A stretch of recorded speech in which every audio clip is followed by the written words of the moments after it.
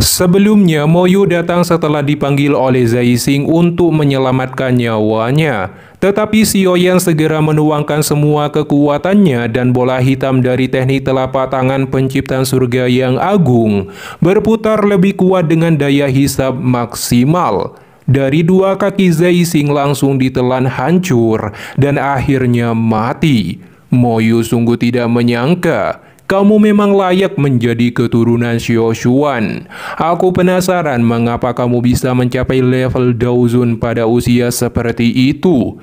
Mungkinkah garis keturunan Clan Shu yang sudah lama terbuang bisa digunakan lagi? Xiaoyan bisa merasakan aura berbahaya dari orang ini. Dia langsung melepaskan sayap pionik iblis surgawi dan gerakan 3000 petir untuk melarikan diri secepat mungkin. Namun tiba-tiba Moyu sudah berada di depan Xiaoyan, mengulurkan tangan raksasanya yang terakumulasi dari afinitas air. Xiaoyan mengeluarkan api surgawinya dan membentuk naga api yang segera melesat ke depan. Saat bertabrakan, ledakan besar terjadi. Tubuh Xiaoyan terlempar keras ke tanah dan memuntahkan darah. Moyu muncul di depan Xiaoyan dan mengulurkan tangan raksasanya untuk membawanya pergi ke aula jiwa. Xiaoyan menatap tajam ke arah Tianzun ke-9 dan akan melepaskan semua kekuatannya sampai titik darah penghabisan untuk menyerang. Tapi tiba-tiba sebuah tangan raksasa melesat dari belakangnya dan menghancurkan tangan raksasa Tianzun ke-9. Segera suara terdengar, "Kamu Tianzun ke-9 tidak memenuhi syarat untuk membawanya pergi." Moyu syok saat mengangkat kepalanya, melihat ke langit dan berkata, "Yao Chen, tubuhmu dan kekuatanmu telah kembali." Saat ini dia sangat ketakutan merasakan aura yang begitu menakutkan memenuhi tubuh Yao Chen. Xiaoyan sangat senang melihat gurunya telah bangkit. Yao Chen tersenyum. "Bocah, kamu harus pergi dan bantu yang lain dulu. Serahkan dia padaku." Dengan persepsi spiritualnya, Xiaoyan dapat merasakan bahwa aura Yao Lao saat ini sangat menakutkan. Bahkan tidak bisa dibandingkan dengan Tianzun ke-9 dan Hai King. Faktanya, Yao Chen telah menerobos ranah Banseng. Setelah itu, Xiaoyan melesat untuk membantu teman-temannya. "Yao Chen, apakah menurutmu kamu bisa bertarung dengan aula jiwaku hanya karena telah memulihkan kekuatanmu ke puncaknya?" Ucap Moyu yang sangat ingin menghentikan Xiaoyan, tapi dia mengerti bahwa Yao Chen di depannya telah memulihkan kekuatannya, bahkan lebih kuat dari sebelumnya. Yao Chen berkata, "Aula jiwa bukan terkuat di dunia. Hari ini aula jiwa telah meluncurkan serangan besar melawan kami dan kamu telah melukai muridku. Kamu harus membayar hutang ini. Apakah kamu berpikir aku takut padamu?"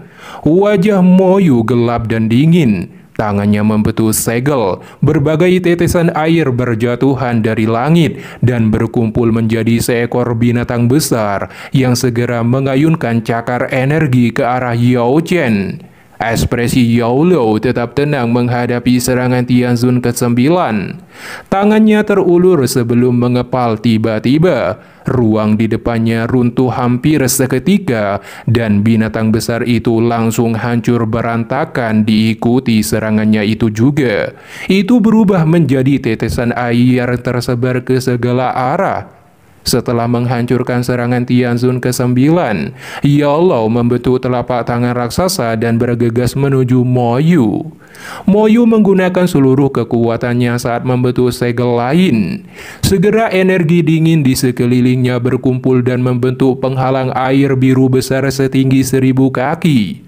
Saat telapak tangan spasial raksasa berbenturan keras dengan penghalang air biru, kekuatan ruang yang mengerikan menyebar dan juga menyebabkan ruang di seluruh area ini menjadi terdistorsi. Momentum ini mengejutkan semua orang.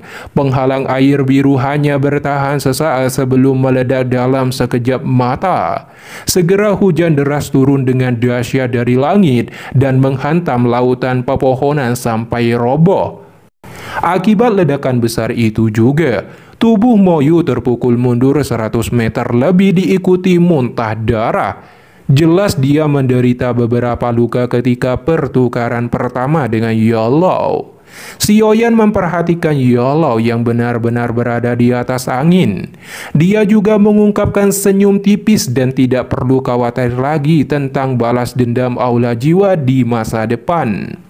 Di saat Sioyan merenung hal ini, ledakan tiba-tiba datang di atas langit. Dia melihat boneka setan langit dikalahkan oleh serangan bertubi-tubi dan sengit dari Tianzun hitam.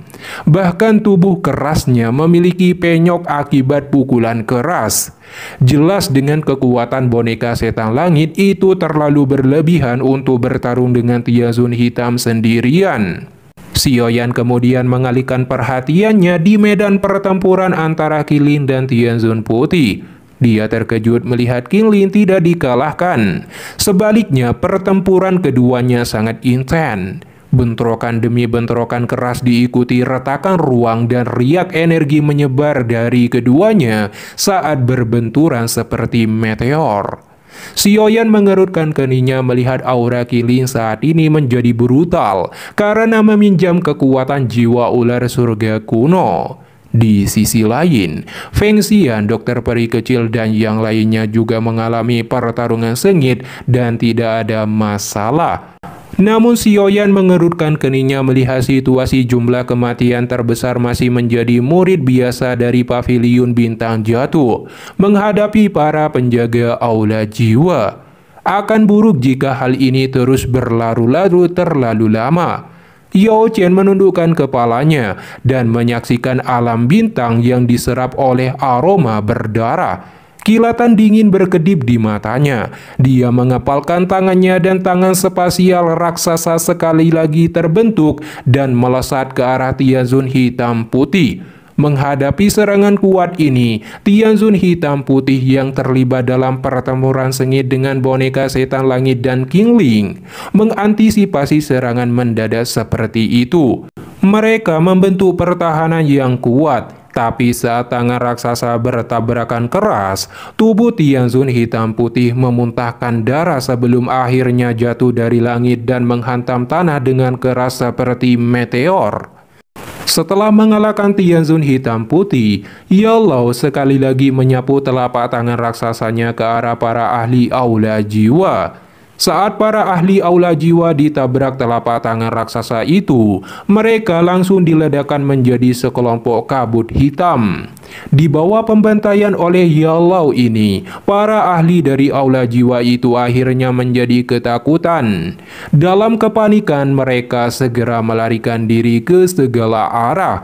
Tak satu pun dari mereka berani tetap di alam bintang lebih lama. Ekspresi Moyu sangat suram melihat kehilangan para ahli dari Aula Jiwanya.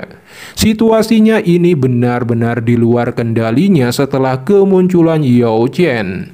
Tapi dia masih belum menyerah dan berkata bahwa Yao Chen pasti kesulitan mengendalikan kekuatannya setelah dibangkitkan.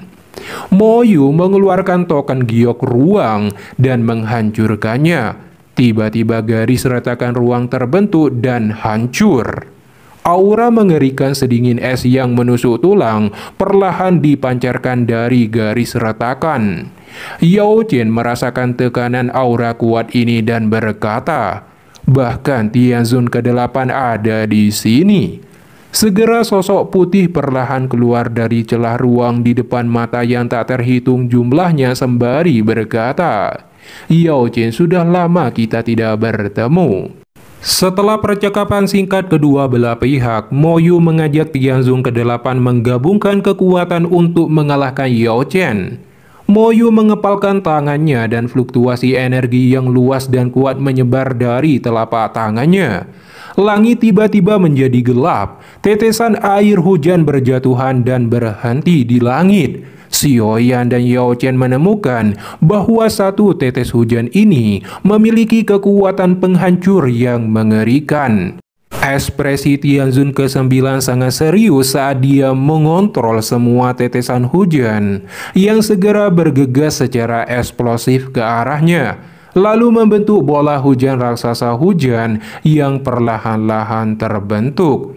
Ketika bola hujan terbentuk, Tianzun ke-8 mengangkat tangannya menuju ke bola hujan raksasa. Udara dingin putih pekat keluar dari tangannya dengan cepat menyelimuti bola hujan. Dalam waktu singkat, bola hujan biru itu telah menjadi bola es yang sangat besar. Apalagi fluktuasi energi yang mengerikan di dalamnya juga menjadi semakin menakutkan saat menyebar. Feng Xian dan kelompok dokter peri kecil melihat bola es besar di langit segera menjauh untuk menghindari dampak mengerikan saat meledak. Yao Chen, saat itu aku dikalahkan olehmu. Aku ingin tahu apakah kamu memiliki kemampuan untuk memblokir serangan gabungan dari kami berdua hari ini. Wajah Tianzun ke-8 menjadi sedikit pucat setelah dia mengubah bola hujan menjadi bola es. Jelas serangan ini telah menghabiskan cukup banyak kekuatannya. Yao Chen masih tetap santai dihadapkan dengan serangan kuat ini. Melihat sikap Yao Chen, Mo Yu berkata, "Aku ingin melihat seberapa lama kamu bisa mencoba bersikap berani seperti itu." Tianzun ke-9 dan ke-8 membentuk segel dengan kecepatan seperti kilat. Sesaat kemudian memuntahkan darah yang ditembakkan ke bola es sebelum mereka berteriak, "Erosi surgawi hujan!" Teriakan yang dipenuhi dengan dominasi yang tak tertandingi bergema di langit. Dua Tianzun mendorong tangan mereka ke depan. Bola es raksasa itu bergetar sesaat sebelum mulai berputar dengan cepat. Akhirnya itu melesat secara eksplosif menuju Yalao dengan kecepatan seperti kilat di tengah suara gemuruh yang memekakan telinga. Selama waktu bola es itu melesat ke depan, riak energi yang menakutkan menyebar darinya. Garis retakan ruang hitam gelap besar 1000 kaki muncul dari ruang kosong saat bola es meluncur. Hari ini kamu dan pavilion bintang jatuh akan dihancurkan di bawah kekuatan gabungan dari kami berdua. Ekspresi liar dan ganas muncul di mata Tianzun ke-9 dan ke-8 ketika mereka melihat bola es yang menakutkan itu semakin dekat dengan Yalao. Ketika bola es memasuki ribuan kaki dari Yalao, dia perlahan mengangkat tangannya. Senyum mengejek muncul di wajah duo Tianzun ketika melihat Yalao berpikir bisa menghentikan bola es dengan paksa. Yao Chen berteriak berhenti saat tangannya telah terulur ke depan. Semua orang tercengang melihat bola es yang berputar cepat tiba-tiba berhenti. Suasana langsung menjadi sunyi. Ekspresi duo Tianzun menjadi suram saat ini. Serangan gabungan mereka bahkan seorang Daozun kelas puncak tidak bisa menghentikannya dengan mudah. Yao Chen tersenyum dan berkata, "Sekarang aku memang tidak bisa melepaskan kekuatan penuhku, tapi ini lebih dari cukup untuk berurusan dengan kalian berdua. Karena aku tidak lagi berada di puncak kelas Daozun, tetapi Bang Seng." Mendengar ucapan ini, itu seperti petir menyambar tubuh duo Tianzun. Keterkejutan dan ketakutan langsung muncul di wajah mereka. Bagaimanapun ranah Bang Seng adalah fondasi dan kualifikasi bagi seseorang untuk mencapai tahap elit Dao Seng. Setelah maju ke tahap Bang Seng, dia dapat dianggap telah melangkah ke tingkat puncak benua. Mereka berdua tidak pernah menyangka bahwa Yalao bisa masuk ke kelas ini setelah dibangkitkan. Semua mata di alam bintang juga langsung terfokus pada Yao Chen dengan tatapan tercengang. Bang Seng, patua ini sebenarnya telah maju ke tahap itu. Feng Xian berkata dan pavilion bintang jatuh akan segera berjaya. Xiao Yan mengungkapkan ekspresi riang saat dia melihat terobosan Yalao dari puncak kelas Daozun menuju level Bang Seng jauh melebihi harapannya.